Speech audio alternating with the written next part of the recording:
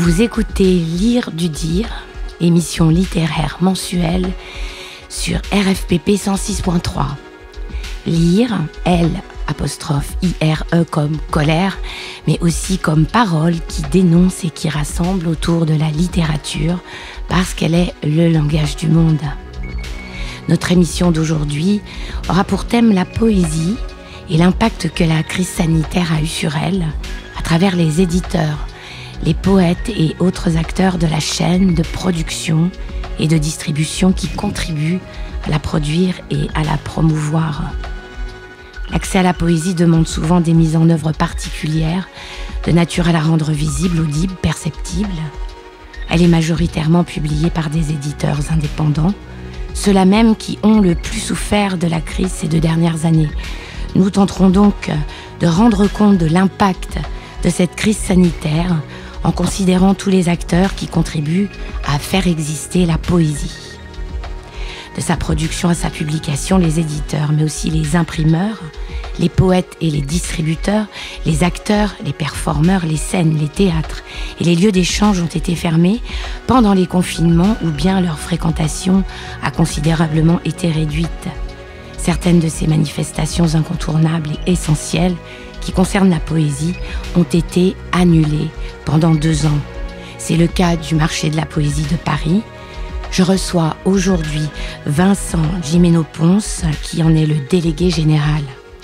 Alors Vincent Gimeno-Ponce, avec Yves Boudier, qui est le président de ce marché de la poésie, vous avez fait de cet événement parisien, qui existe depuis 1983, un lieu incontournable de la vie de ce genre, qui est encore trop peu représenté dans les grandes chaînes de distribution du livre.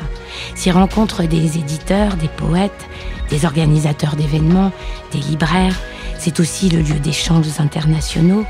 Privé de ces lieux d'une importance vitale pour les éditeurs, les poètes, ces lieux qui offrent à la poésie une visibilité qui lui permet de toucher un public plus large.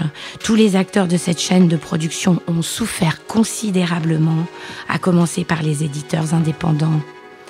Nous allons parler de l'impact de cette crise économique et de son incidence sur la vitalité et sur la visibilité de la poésie. Vincent Gimeno-Ponce, le marché de la poésie, nous l'avons évoqué, est un lieu de rencontre entre les éditeurs, les poètes, le public. Quel type d'éditeurs accueillez-vous? Combien? Pour quel type de public?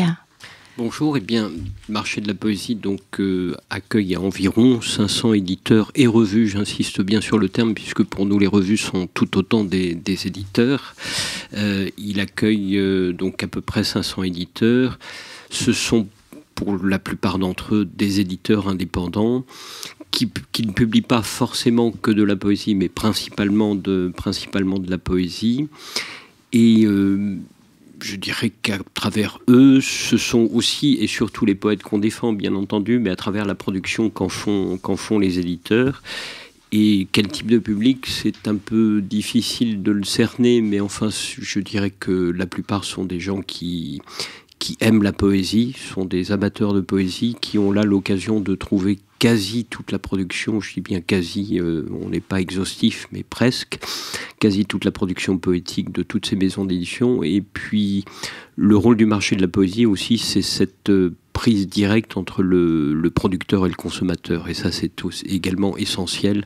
C'est que les éditeurs qui sont présents le sont réellement. C'est pas à travers un réseau de libraires ou d'autres structures qui les représenteraient, même s'il y en a quand même dans cette histoire. Mais en tous les cas, la plupart des producteurs sont présents sur ce marché.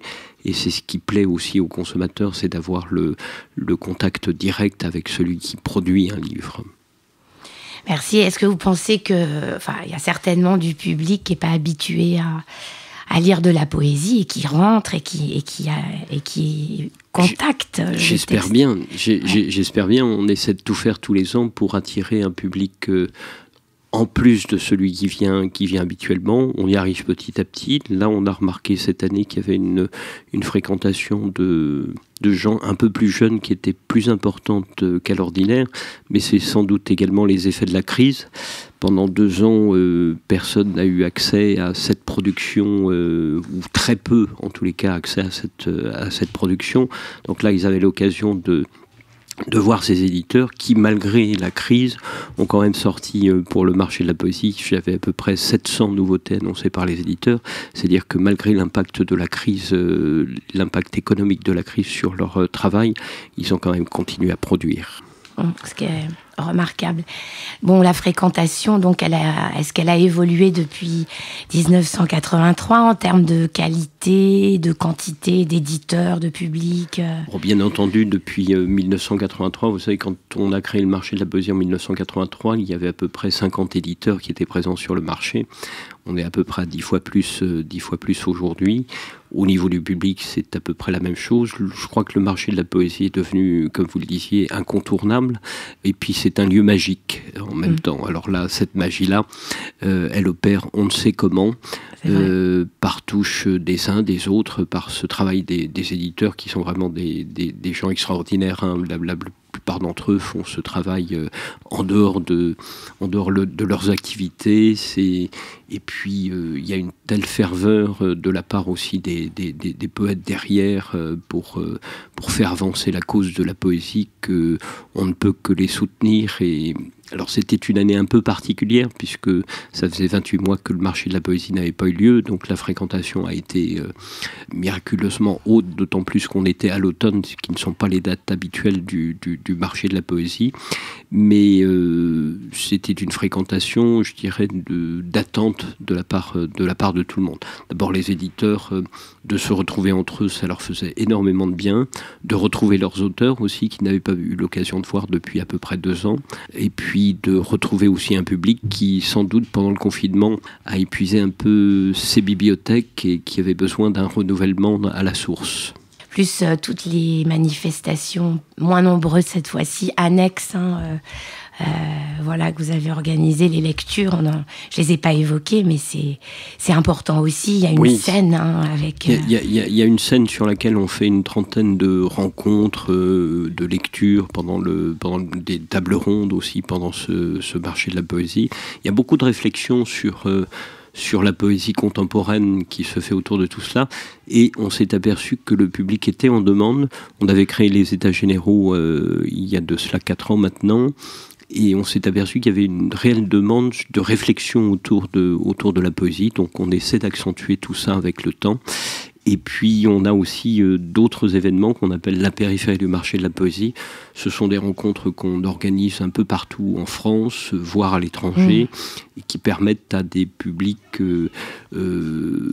moins accessibles parce que géographiquement plus difficiles à aborder, nous ont permis et nous permettent, puisqu'on continue cette opération jusqu'à la fin du mois de novembre, nous permettent d'aller vers tous ces publics. On est allé dans des lieux comme Lectoure, comme Saint-Cyr-la-Popie, dans des grandes villes aussi, mais voilà, on essaie d'aller à la rencontre de gens qui n'ont pas forcément des poètes en face d'eux. On est allé aussi à la rencontre de personnes détenues. Voilà, on essaie de diversifier les choses. On travaille avec des autistes qui s'appellent les Turbulents. Depuis 4 ans maintenant, on organise des ateliers d'écriture avec eux, des rencontres avec des poètes qui leur permettent de travailler, de faire un spectacle derrière. Enfin, il se passe beaucoup de choses. C'est d'une très très grande richesse. Effectivement, et là je vois que vous allez en Allemagne cette fois-ci, et puis dans les villes de province tout bientôt, là, cette semaine, c'est ça? Alors, avec l'Allemagne, c'est une collaboration qu'on a entamée il y a déjà 2 sessions, parce que j'allais dire 2 ans, mais il ne faut pas oublier qu'on a eu un trou de 2 ans dans cette aventure. C'est avec la Maison de la Poésie de Berlin. On a décidé de mettre en place des échanges. D'ailleurs, ça finira par aboutir aussi à ce que l'Allemagne soit invitée d'honneur dans les années qui viennent du marché de la poésie. Là aussi, ce qu'on souhaite, nous, c'est faire le tour du monde et d'essayer d'aller découvrir les poésies du monde entier. Donc, on a un tour du monde à faire qui va durer à peu près 150 ans encore, puisqu'on a déjà reçu à peu près une trentaine de pays. Il nous en reste encore. Formidable. Alors Vincent Gimeno-Pons, est-ce qu'on peut dire que le marché de la poésie de Paris est un pôle économique important pour tous les acteurs du métier de l'édition de poésie ? Mais vous savez, il y a énormément d'éditeurs qui font peut-être pas tout leur chiffre d'affaires, mais une grande partie de leur chiffre d'affaires à ce marché de la poésie. Et même pour les éditeurs qui existent habituellement dans les circuits traditionnels du livre, comme cette rencontre est une rencontre directe entre le producteur et le consommateur, ce sont des termes que je n'hésiterai pas à employer parce qu'il faut aussi considérer l'aspect économique des choses. Il n'y a pas uniquement l'aspect échange intellectuel qui peut se faire au marché de la poésie. Je dirais que l'aspect intellectuel représente à peu près 50% de l'activité et puis l'aspect économique 50% parce qu'il faut bien que les éditeurs qui produisent des livres puissent les vendre aussi pour continuer ne serait-ce qu'à en produire de nouveaux. Donc c'est un chiffre d'affaires global que je ne maîtrise pas parce qu'on n'est pas là pour mener nous des statistiques de notre côté. Enfin, quand je vois à la fin du marché le sourire que peuvent avoir les éditeurs, je me doute bien que l'activité pour eux a été conséquente. Et puis, si chaque année on a de plus en plus de demandes, ce qui pose aussi un problème d'espace sur la place Saint-Sulpice, si chaque année on a de plus en plus de demandes, c'est aussi parce que tout le monde se rend compte que le marché de la poésie est un moment essentiel de l'activité économique des éditeurs. En plus, j'insiste bien aussi sur cette activité d'échanges humains qui peuvent se produire pendant ce marché. Donc, effectivement, et la crise sanitaire, les confinements ont entraîné l'annulation de marchés de la poésie, sans oublier la fermeture des librairies, des théâtres, enfin des scènes où les performeurs ou des lectures pouvaient se produire, les conséquences économiques de ces restrictions, de ces interdictions. Il est vrai que ce sont été des moments catastrophiques pour tous ces éditeurs qu'on peut défendre, parce que la plupart d'entre eux, en dehors de... Il y a toujours des exceptions, bien entendu. Il y a quelques-uns des éditeurs qui travaillent avec nous, qui sont dans la chaîne du livre traditionnel, mais la plupart d'entre eux ne vivent qu'à travers des rencontres qui peuvent se faire soit autour de lectures, soit des manifestations du type du marché de la poésie. Pendant 2 ans, ils n'ont pas eu accès à leur public. Alors, on a beau essayer de compenser par des ventes sur Internet, etc. C'est absolument pas la même chose. Et parce que les gens ont aussi besoin on a aussi des éditeurs qui ont une production généralement artisanale, donc de grande qualité, donc on a besoin aussi de toucher de toucher cette marchandise. Donc ça a été une période très très compliquée. Nous on a essayé de les soutenir, mais il est évident qu'on ne peut pas faire un marché de la poésie virtuelle sur Internet, ça n'aurait aucun sens. Mais ils ont pour la plupart survécu. J'en connais effectivement 2 ou 3 qui sont restés sur le bord du chemin, mais la plupart d'entre eux ont continué leur activité. On a essayé de les soutenir comme on le pouvait pendant ce temps, et puis ce qui a importé aussi, c'était de pouvoir enfin se retrouver, je vous dis, de retrouver une production de nouveautés qui a été assez exceptionnelle pendant cette année 2021. Très bien, il y a eu aussi des initiatives sur Internet avec des lectures, des rendez-vous sur Zoom ou YouTube, évidemment, ce qui n'a pas remplacé... Oui, c'est évident que ça ne remplace pas l'échange humain qu'on peut avoir traditionnellement.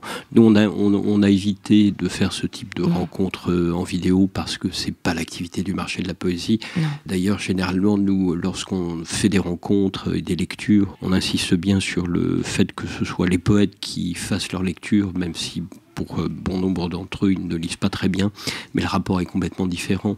Et le rapport au public est complètement différent quand on est en face d'un poète qu'en face d'une vidéo. Tout à fait. Alors justement, on va marquer une pause avec une lecture de poésie, des extraits d'un recueil édité par une maison d'édition que vous avez accueillie, qui est Les Lieux-Dits. C'est un recueil qui s'appelle 8,5 millions de roses piétinées au levant, avec des textes de Dominique Sampiero, des dessins de Germain Rose, dans la collection Dessins, parue aux Lieux-Dits. Le tombeau des roses. Première rose.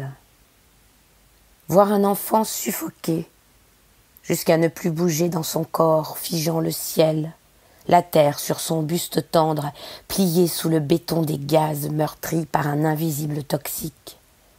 Même sur Facebook, entre des vidéos gags et des selfies abrutis de bonheur, c'est comme ouvrir la porte du monstre qui, en chacun de nous, est capable d'égorger l'autre pour avoir raison.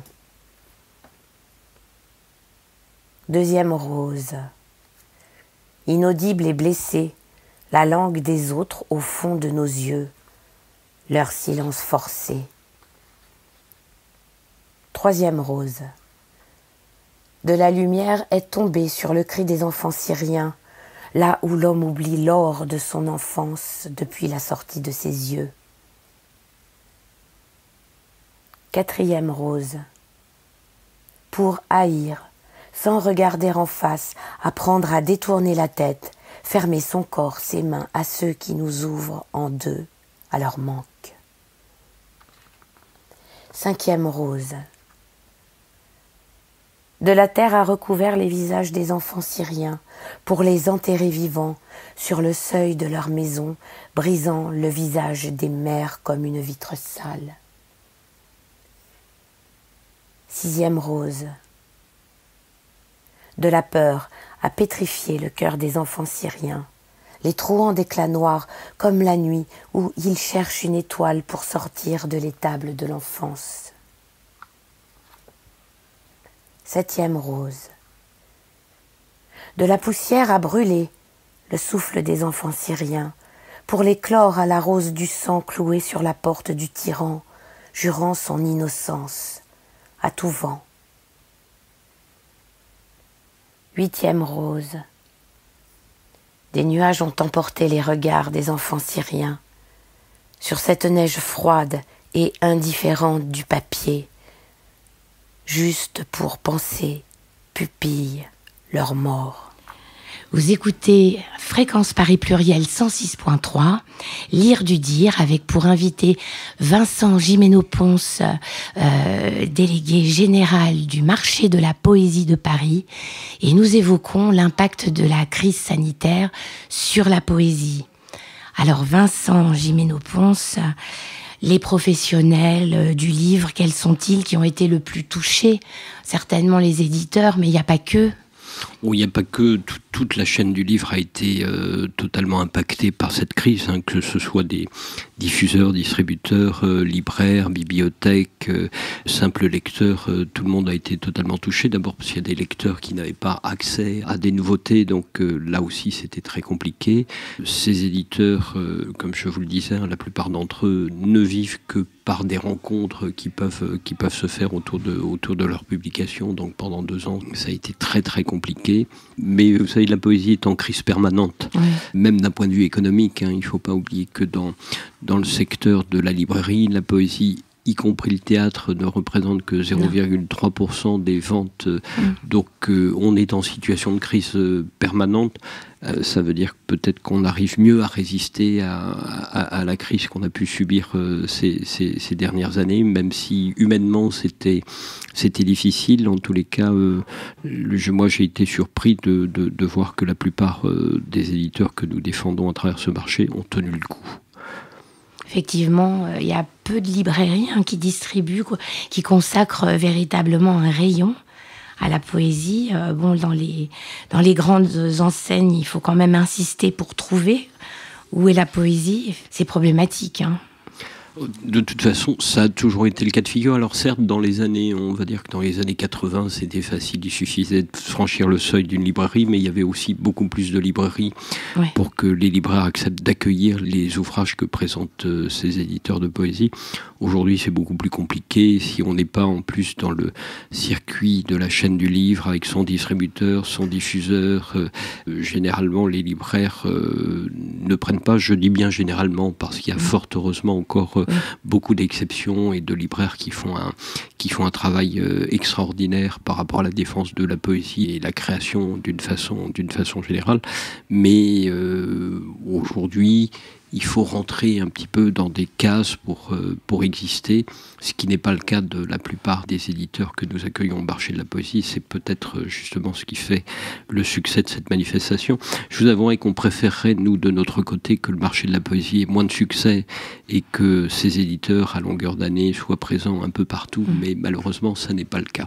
Alors, il y a le marché de la poésie, il y a d'autres manifestations qui existent aussi à d'autres moments de l'année pour défendre leur travail, fort heureusement. Et j'espère qu'il y en aura de plus en plus pour montrer ce travail extraordinaire. J'insiste, je sais que j'ai répété ce terme depuis le début, mais sont vraiment des gens formidables qui ont une passion qu'on partage avec eux et qu'on essaie de faire partager au public. Et comme généralement on a un public de passionnés aussi, c'est un grand moment de partage.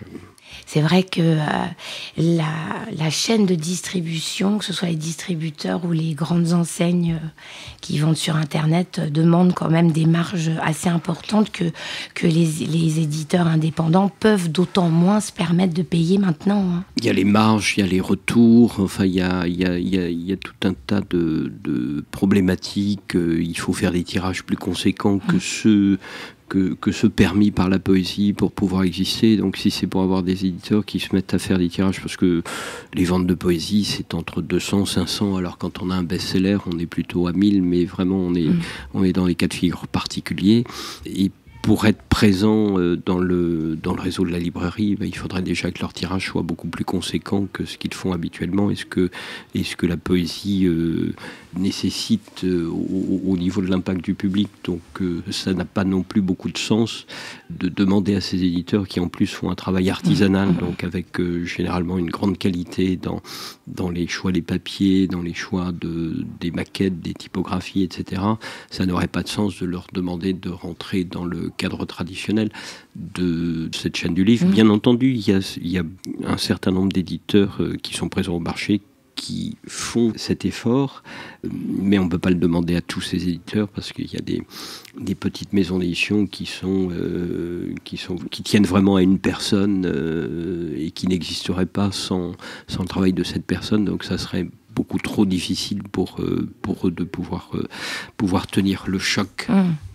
Effectivement, ça rend d'autant plus nécessaire la présence et la réalisation de ces rencontres avec le public et avec des libraires, avec tous ceux qui participent. Hein, bien sûr, mais par contre, si vous me permettez aussi de porter l'accent sur un point, c'est que pendant cette période très complexe qui a duré 2 ans, malgré tout, il ne faut surtout pas oublier que ce soit au niveau du ministère de la Culture, que ce soit au niveau des régions, il y a eu quand même un soutien qui a été mis en place et qui a sans doute permis à la plupart de ces éditeurs de passer le cap. Et ça, c'est quand même important de devoir le signaler. Ouais. Je pense que d'une façon générale, en France, il y a eu un soutien étatique relativement conséquent par rapport aux petites entreprises pour leur permettre de continuer d'exister, même si maintenant l'impact de la crise dans son ensemble, on va sans doute en avoir l'effet boomerang. Mais en tous les cas, jusque-là, vraiment, ça a permis à ces éditeurs de pouvoir continuer à tenir la tête hors de l'eau. Et vous pensez que les éditeurs de poésie, parce qu'il y a des éditeurs qui sont des éditeurs de poésie, que de poésie, ont été plus touchés que des éditeurs qui diversifient leur type de publication? Non, je pense qu'à partir du moment où on est une petite maison d'édition indépendante, quelle que soit la production, qu'elle soit autour de la poésie, de la littérature, de la philosophie, des essais, du théâtre, etc., l'impact a été le même. À partir du moment où on a une toute petite production, quelle que soit la thématique choisie par les uns et les autres, cette crise a été difficile à traverser, à surmonter. Mais fort heureusement, comme je viens de vous le dire, on a quand même eu un soutien du ministère de la Culture notamment, et puis en région, les centres régionaux des lettres ont fait énormément de travail. Alors pas suffisamment, jamais suffisamment, mais quand même il y a eu beaucoup de soutiens qui ont permis la survie de cette tranche de l'édition. On va écouter Dominique Otavi, qui est un chanteur et un poète corse, avec un morceau tiré de son nouvel album qui s'appelle Noi, N-O-I, Ceux qui sont partis, Dominique Otavi.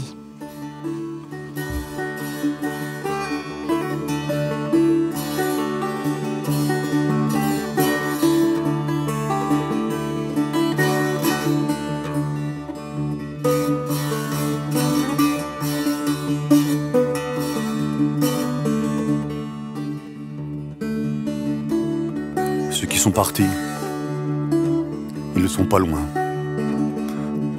Ceux qui sont partis, ils ne sont pas loin. Entre la dalle et l'olivier, je marche. La dalle du soleil que l'olivier blanc enseigne. Le signe du vautour est sur chaque borne. La poussière tournoie et le désert s'enfièvre. L'horizon pour toute compagne. Les prières blessent le ciel. La marée de tes yeux n'a pas eu pitié de ta peur des adieux. Répéter 100 fois le mot secret, c'est comme insulter les dieux. Et au loin sur la mer, l'archipel s'indiffère, bras en croix, sous le ciel. Ceux qui sont partis, ils ne sont pas loin.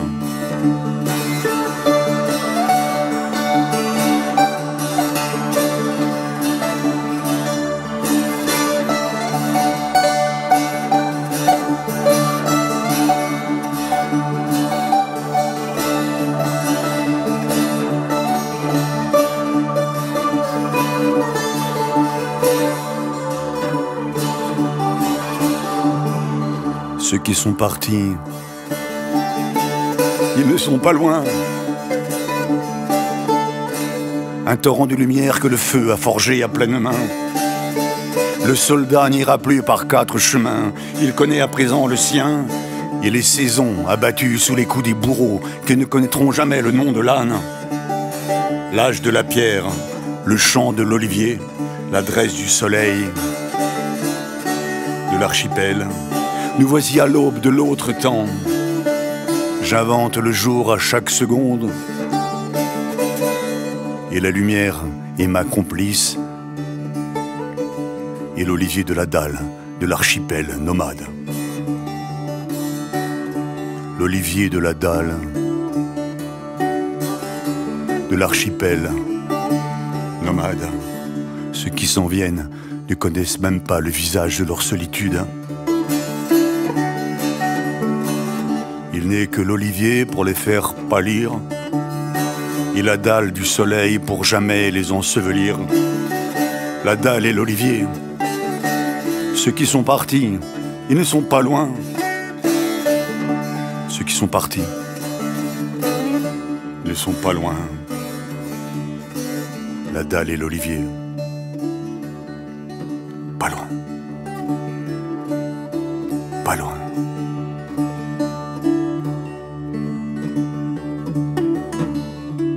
Pas loin.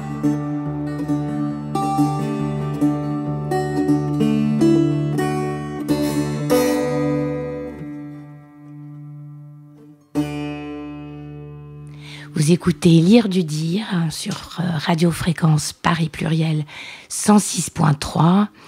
Je reçois Vincent Gimeno-Ponce. Nous évoquons le marché de la poésie de Paris et puis l'impact de la crise sur la poésie. Alors, est-ce que vous pensez que la publication, la distribution de la poésie soit menacée avec cet effet boomerang? Est-ce que vous pensez qu'il va encore y avoir des impacts sur certaines maisons d'édition indépendantes, donc qui publient des textes essentiel, j'ai envie de... Vous savez, là, pendant les 5 jours qu'a duré ce marché de la poésie, je peux vous dire que les éditeurs ne s'attendaient pas à vendre autant qu'ils ont pu vendre jusque-là, sans doute parce que les Français, ceux en tous les cas passionnés par la poésie ou par l'édition de création d'une façon générale. On a parlé de l'épargne des Français pendant toute cette période de crise, mais je pense qu'ils avaient rempli un peu leur bas de laine et que là, ça leur a permis de pouvoir se faire plaisir en allant dépenser un peu d'argent pour trouver des bouquins qu'ils attendaient depuis un moment déjà. Maintenant, je ne sais pas ce que donneront les mois qui viennent par rapport à une crise économique d'ensemble. On s'aperçoit que les prix sont en train de monter à tout va, que l'inflation va galopante, que le prix des matières premières, etc., etc. Donc je ne sais pas quel va être l'impact sur les ventes que peuvent effectuer ces éditeurs.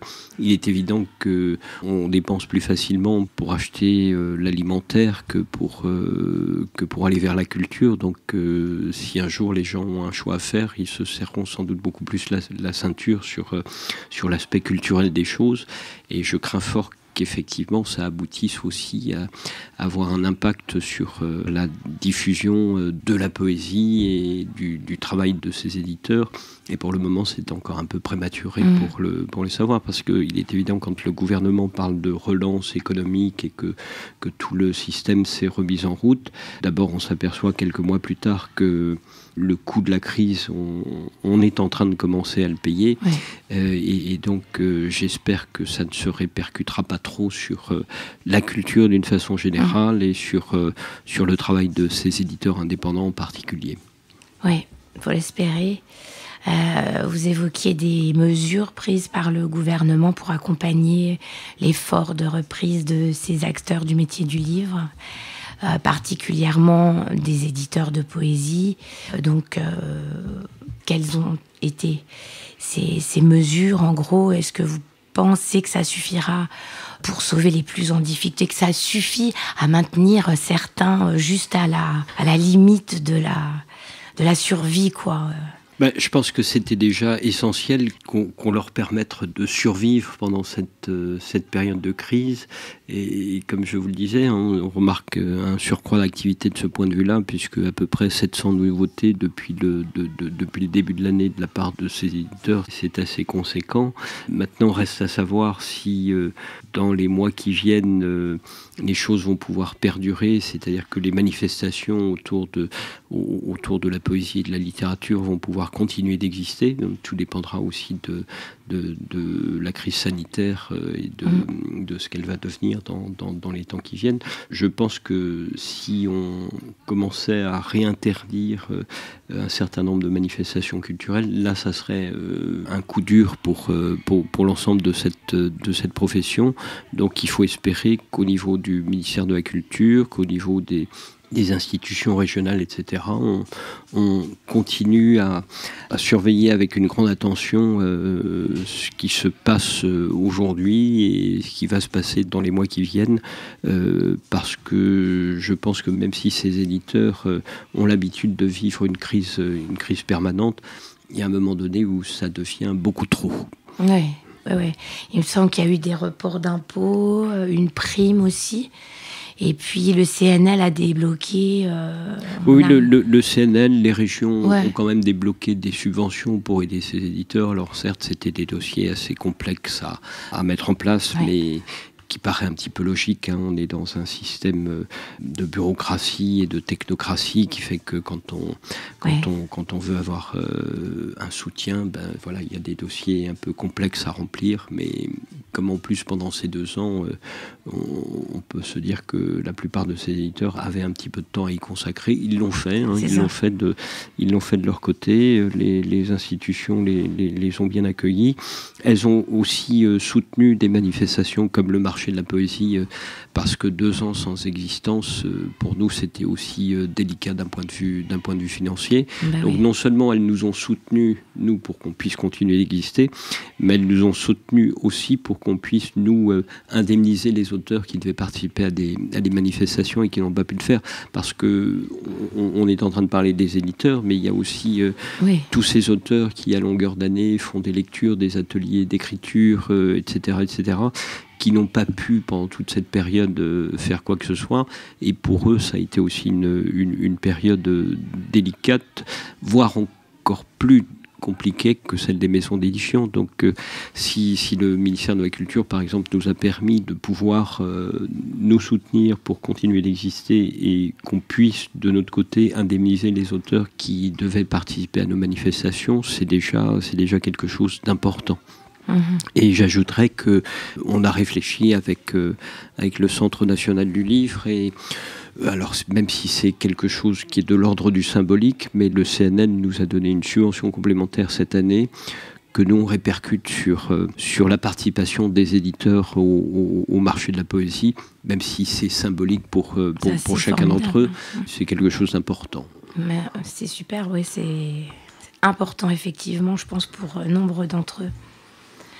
On va écouter de la poésie avec un extrait du recueil Balbec, Les demeures sacrificielles de Noad Salameh, donc avec les traductions d'Antoine Malouf pour l'arabe et Suzanne Lang pour l'anglais, paru à l'atelier du Grand Tétras, qui était également présent ce week-end sur le marché de la poésie. Balbec, Héliopolis. Étole mauve, sur l'épaule d'Astarté, à l'heure pourpre des bacchanales, ville, vertige, aux entrailles divinatoires. Là, les dieux furent baptisés dans l'huile bouillante des astres, avant d'appareiller au petit jour, en route vers l'au-delà des phares. Cependant, elle dit préférer les brebis des premiers pâturages, quittait à ses flancs le silence, pur de toute action, y compris du péché de naître. Ville diagonale, perchée à la fourche du soleil, elle traverse la substance des dieux afin d'accueillir la légende qui va s'épaississant de songeries transportables à travers le rideau de théâtre des siècles. Cité dont nulle neige ne pourrait fêler le nom, où jour après jour se densifie l'haleine des sarcophages au-dessus du réseau ferré de ces cavernes. Et l'on devine des porteurs de flambeaux se poursuivant parmi les galeries, précédés d'Hosanna.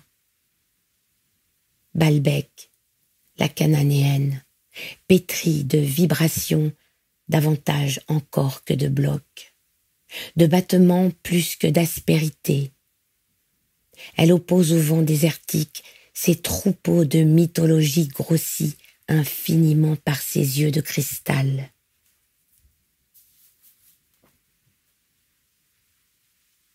Fille, mère de toutes les divinités, elle campe au milieu des esprits qui, d'un songe unique, stoppèrent en ce lieu l'avancée de la mort. Vacillante, cambrée sous une brassée de pulsations et de stridences, elle danse au sommet de ces chaos pierreux. Mais elle dégage un parfum de noces de Cana, Balbec, qui vient de toutes parts avec tes joues en feu de nomade. Ville incalculable, dévorée par tant de doutes et d'espérances. Je sais que tu continues de quêter la vie sur les paumes intarissables d'Astarté, mère des mers, ô liseuse des lignes de la rédemption, sous une pluie d'étoiles filantes. Vous écoutez Fréquence Paris Pluriel 106.3, Lire du dire, je suis avec Vincent Gimeno-Ponce, délégué général du marché de la poésie de Paris, et nous évoquons l'impact de la crise sanitaire sur la poésie.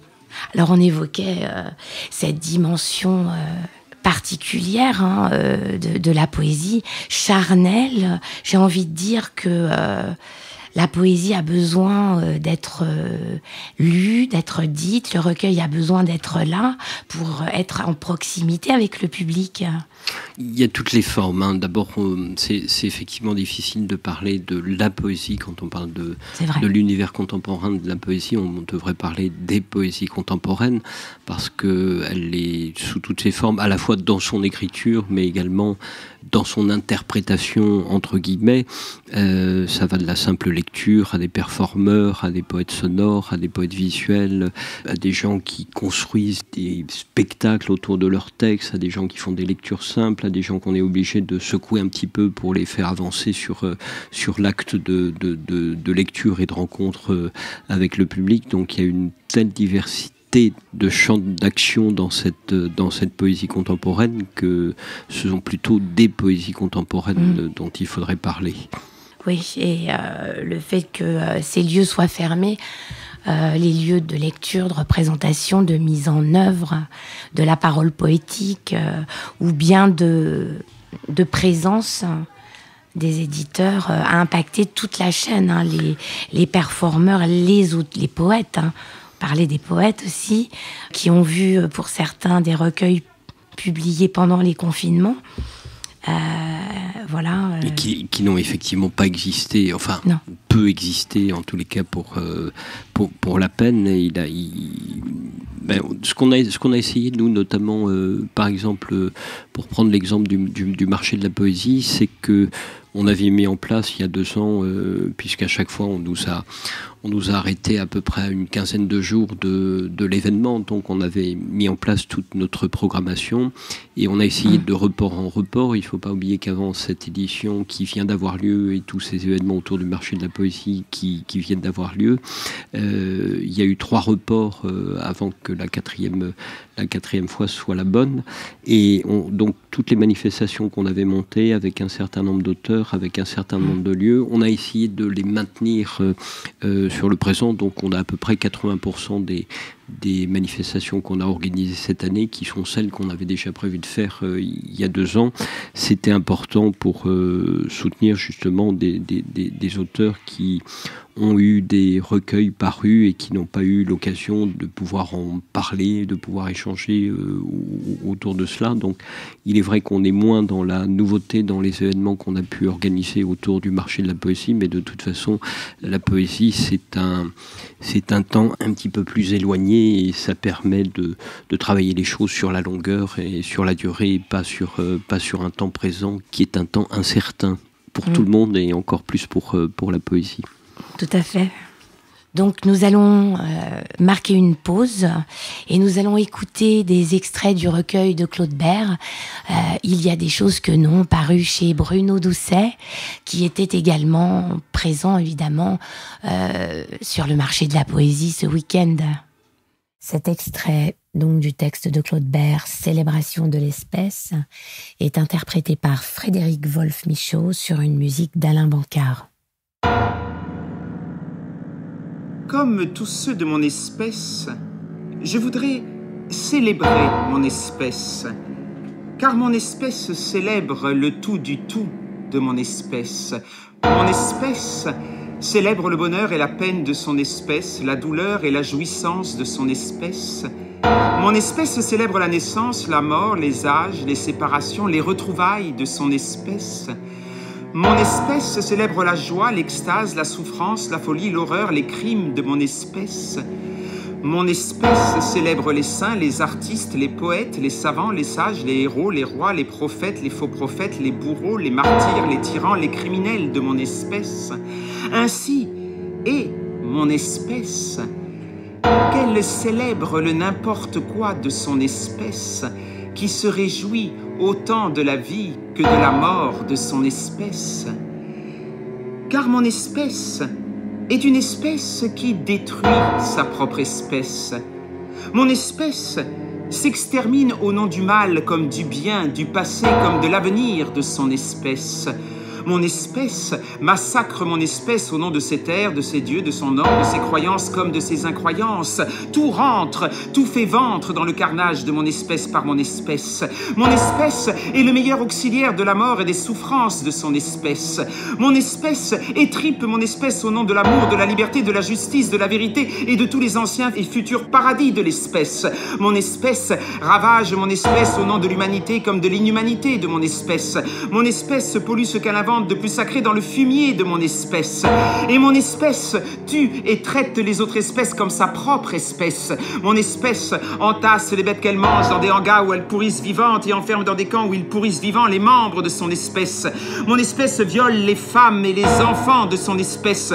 Mon espèce pend, fusille, bombarde, gaze, démembre, écorche, poignarde les hommes, les femmes et les enfants de son espèce.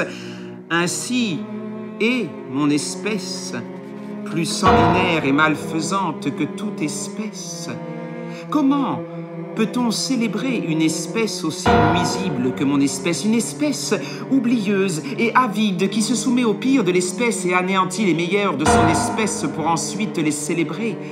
Car mon espèce se rachète et achète son humanité en célébrant les victimes de mon espèce.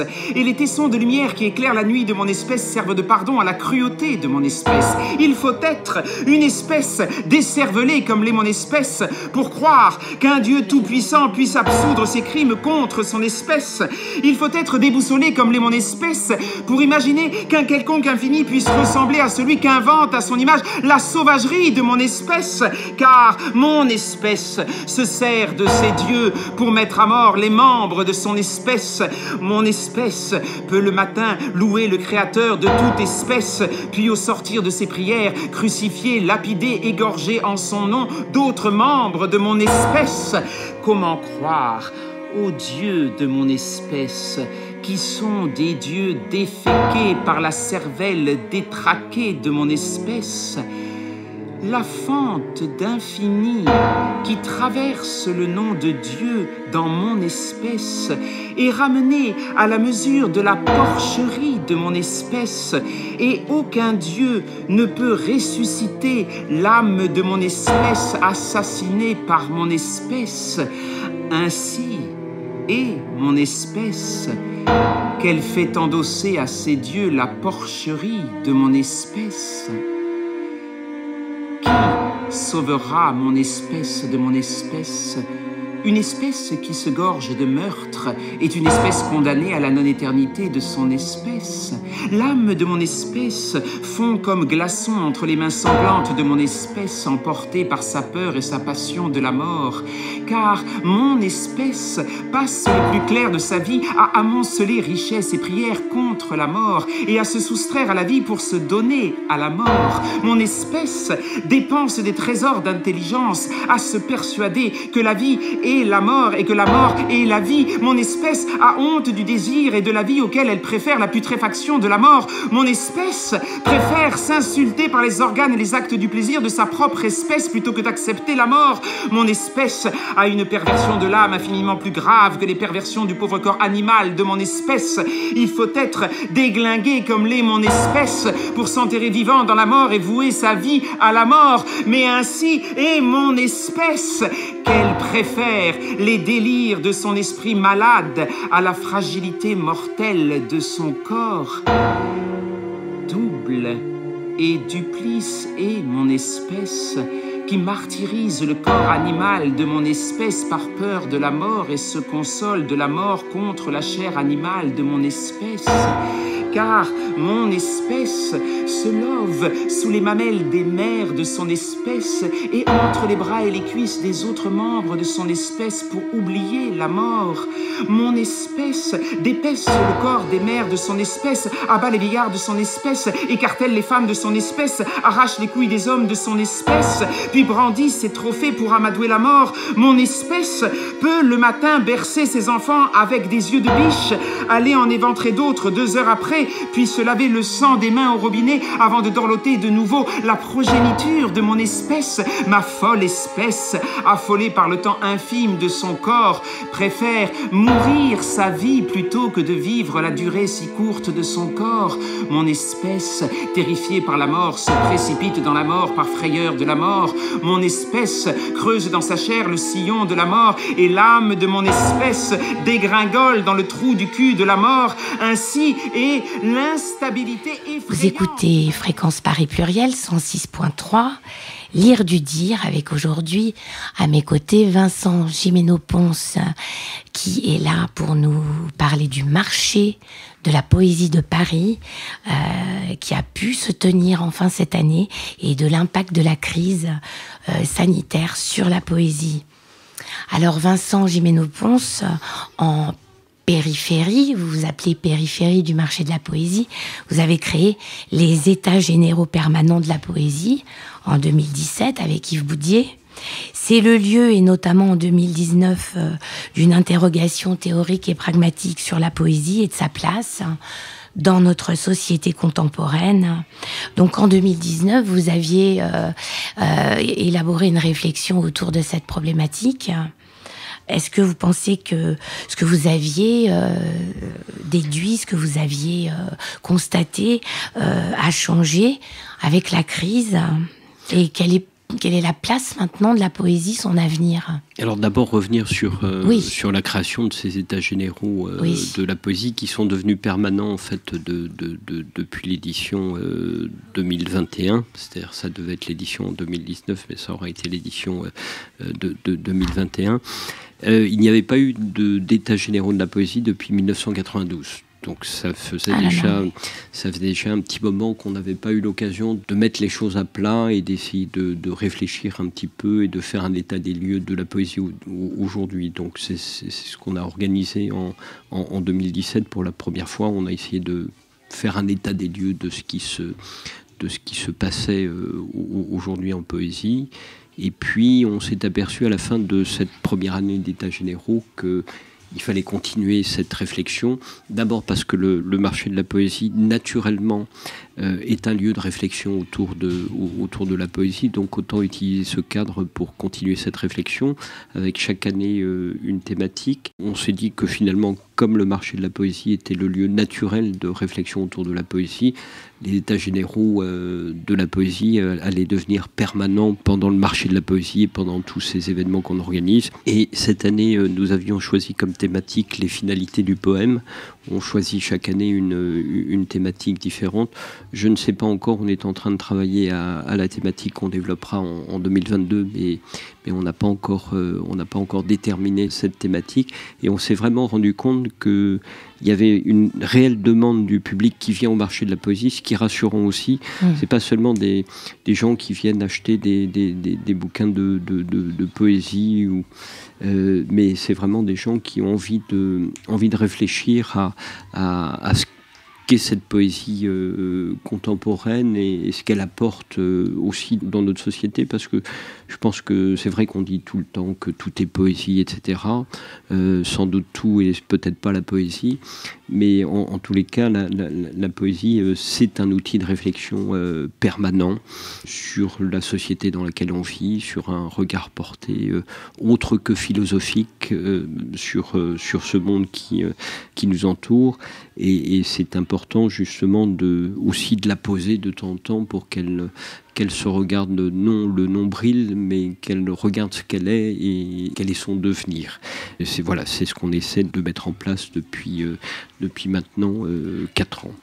Et donc la poésie, effectivement, c'est une parole, j'ai pas envie de dire libérée, mais le langage est quand même soumis à une pluralité, une ouverture sémantique. Est-ce que la place de la poésie va enfin être... Je me fais pas d'illusions sur ce point.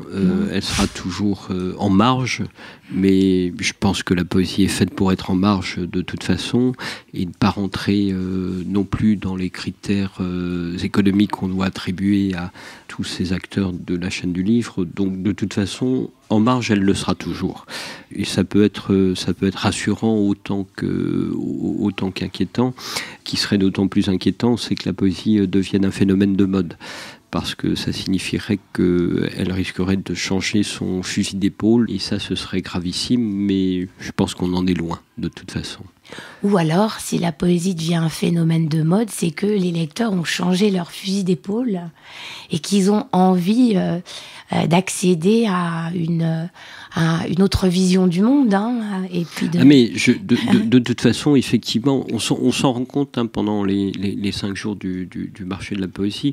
On a l'impression d'être complètement à l'écart du monde, bien qu'on soit en plein cœur de Paris, au centre de Paris. On a l'impression d'être dans un petit village où la poésie est le centre de tout. Et moi, j'ai beaucoup d'éditeurs qui nous disent « mais ça nous fait du bien d'enfin exister réellement dans cet univers où tout le reste de l'année, on n'est pas grand-chose. Là, tout d'un coup, la poésie est au centre de tout. » Bien sûr, et on espère tous que le public et que les lecteurs de poésie vont aller croissant avec le temps. On fait tout de notre côté pour essayer d'être la meilleure vitrine possible de ce travail autour de la poésie.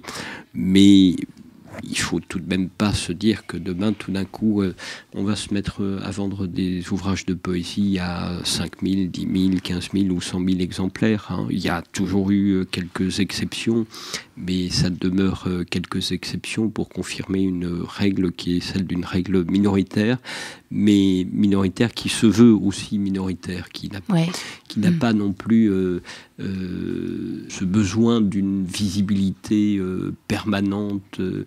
Dans l'obscurité, on arrive aussi à faire de très belles choses. Et tant mieux si on a de plus en plus de public qui vient au marché de la poésie. Mais je ne souhaiterais pas qu'on ait...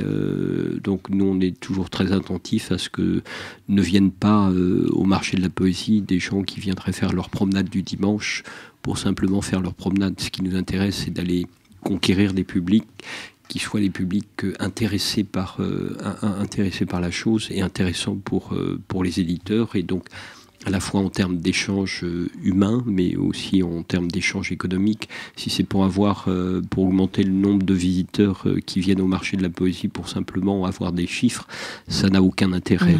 Non, mais peut-être que la poésie a pour vocation de toucher les visiteurs. C'est rare, hein, je sais bien, ça peut se produire. Mais oui, effectivement, il y avait une belle fréquentation ce week-end. Mais à tel point qu'on a été obligé de fermer nos portes à un moment donné, puisqu'on avait largement dépassé les jauges qui sont autorisées pour les rencontres publiques. Mais c'est aussi dû à cette attente qu'il y a pu y avoir pendant plus de 2 années sur des rencontres, et j'insiste bien sur ce terme, sur celui d'une rencontre humaine, d'un échange humain. C'était fondamental et ça a fait du bien à tout le monde, je pense. Oui. C'était une belle réussite. Je vous remercie beaucoup, Vincent Gimeno-Ponce, d'avoir accepté de venir évoquer la poésie que vous portez depuis tant d'années avec Yves Boudier et avec tous les éditeurs, tous les poètes, tous ceux qui sont engagés. C'est moi qui vous remercie. Vous savez, 38 années d'existence de ce marché de la poésie, ça n'est pas rien, mais il y a encore énormément de travail à faire pour l'avenir.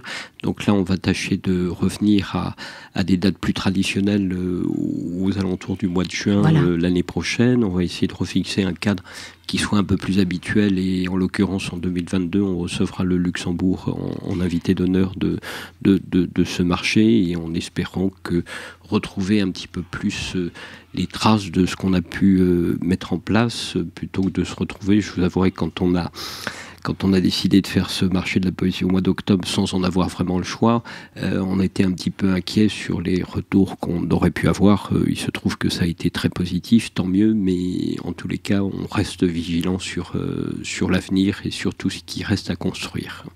Merci beaucoup. Donc rendez-vous en juin 2022 pour le prochain marché de la poésie.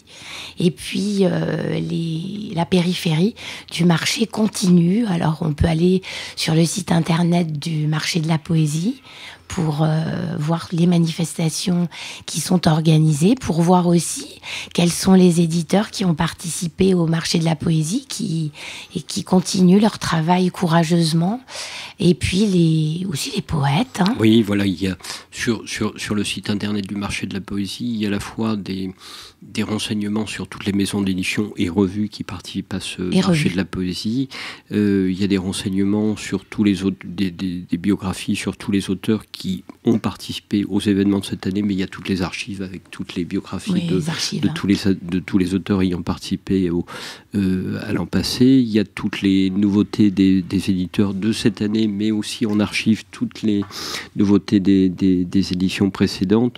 Bref, c'est un site en perpétuel renouvellement, construction, et aussi avec un important secteur d'archives qui permet d'avoir un certain nombre de renseignements sur tout ce qui peut exister. Alors là aussi, vous savez, malheureusement, on n'a pas forcément les moyens adéquats pour faire tout ce qu'on aurait envie de faire.